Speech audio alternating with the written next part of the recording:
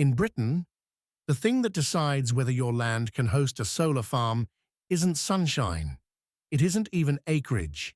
It's a piece of infrastructure you've probably driven past 1,000 times. The local substation. Developers reject more land over grid connection than over anything else, and they run that check from a desk before you ever hear from them.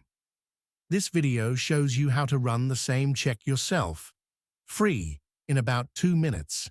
What the check actually measures, what the verdict bands mean, a real run, end-to-end, on a real postcode, and what happens after if your land passes.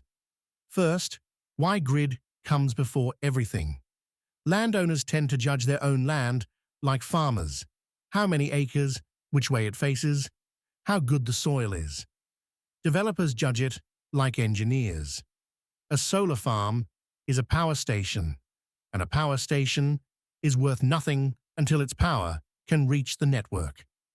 The cable run to the nearest usable substation is one of the largest single costs in the whole project, and it grows with every meter.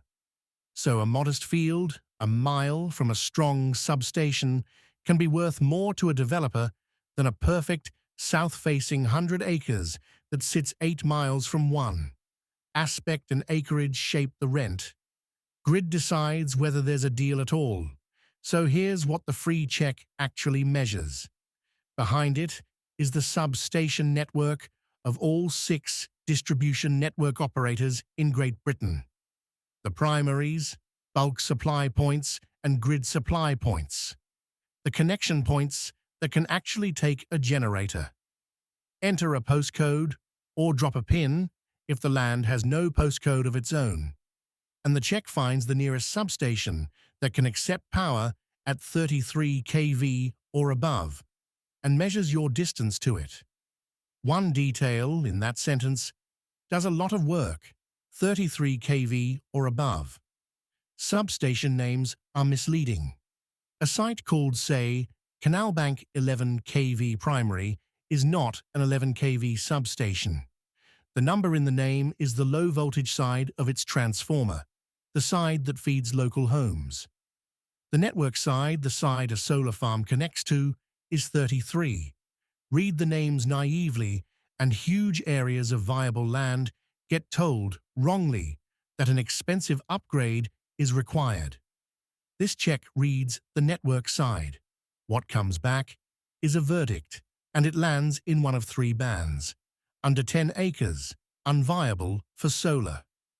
Connection and planning costs are largely fixed, and a small site can't absorb them. The exception is battery storage, which can work from around 2 acres if the grid position is strong.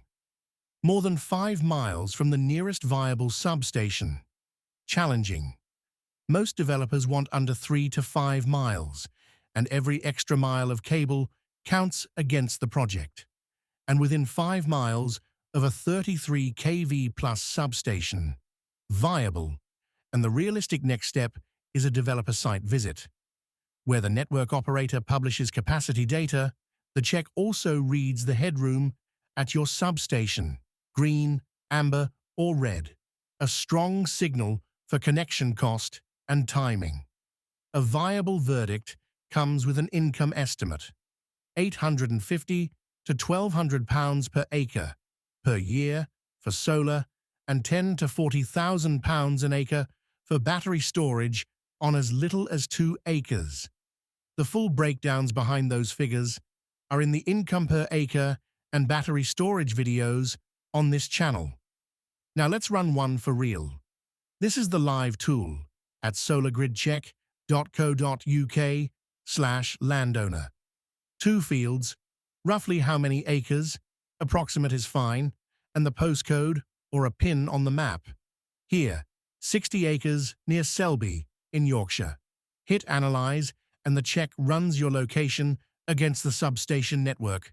Nearest viable connection point, the distance, the voltage, the published headroom. A few seconds later, assessment complete. Before the report, one box worth a pause. Battery storage. If you'd consider a battery site, not just solar, tick it. Battery projects use a fraction of the land, often pay more per acre, and the tick tells matching developers to assess your site both ways. Enter an email, and the full report follows. The named substation, the distance, the voltage, the headroom, and the income estimate for your acreage. What happens after is up to you. The report is free, and there's no obligation in it. If the site looks viable and you want to take it further, your land is introduced to funded developers searching in your county, and you only proceed if the numbers work. And if a developer letter has already landed on your doormat, run the check before you reply, because your grid position is the piece of information their offer is priced against. The tool is linked below, along with the companion videos: what solar farms pay per acre, what battery storage pays for land, and what to do when the developer letter arrives. Check the grid first.